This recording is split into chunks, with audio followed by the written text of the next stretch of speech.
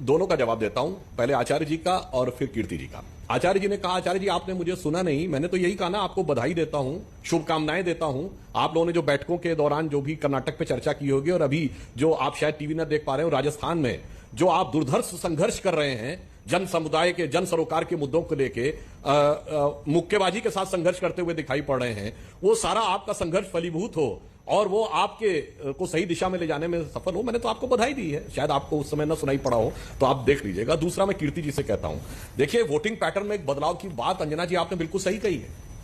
Voting pattern में जानते क्या बदलाव आया कर्नाटक में?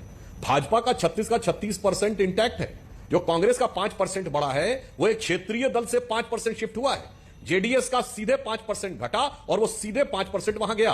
यानी पहली बार यह उभर के सामने आया है कि किसी क्षेत्रीय दल का वोट कांग्रेस अपने में लेने में सफल हो गई।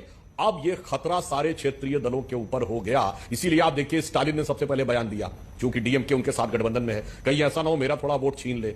अब सोचिए कि ममता जी हो या बिहार में नीतीश बाबू हो, सबको यह डर हो गया कि अगर कांग्रेस शक्तिशाली हो गई, और फिर तो अभी बहुत सारे हथियार इनके पास भी थे।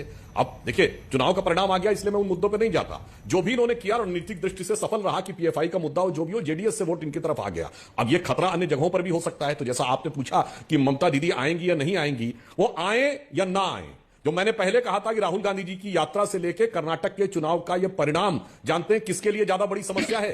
किसके लिए? नीतीश बाबू के लिए, केजरीवाल जी के लिए, ममता जी के लिए, तेलंगाना वाले आपने केएस चंद्रशेखर राव जी के लिए और शरद पवार जी के लिए, जिनको लगता था कांग्रेस कमजोर रहेगी तो हम नेता बन जाएंगे। अब यदि वो बेंगलुरु आएंगे तो अपने अरमानों की होली जलते हुए देखेंगे। तो मुझे लगता है पैटर्न में जो बदलाव आ रहा है ना, जो संकेत दिया है बदलाव का, वो इन सारे विपक्षी दलों को जो अपने में विपक्षी दल के एकता के अलंबरदार बनने के लिए लगे हुए थे, इनके लिए वही जो बात मैंने उस दिन बोली थी उसे दोबारा रिपीट करूंगा कि कर्नाटक की जीत के बाद इन्हें समझ में नहीं आ रहा होगा कि भाजपा की हार का जश्न मनाएं, हम हारे हैं स्वीकार करते हैं, या अपने अरमानों पर गिरी हुई बिजली का गम बनाएं।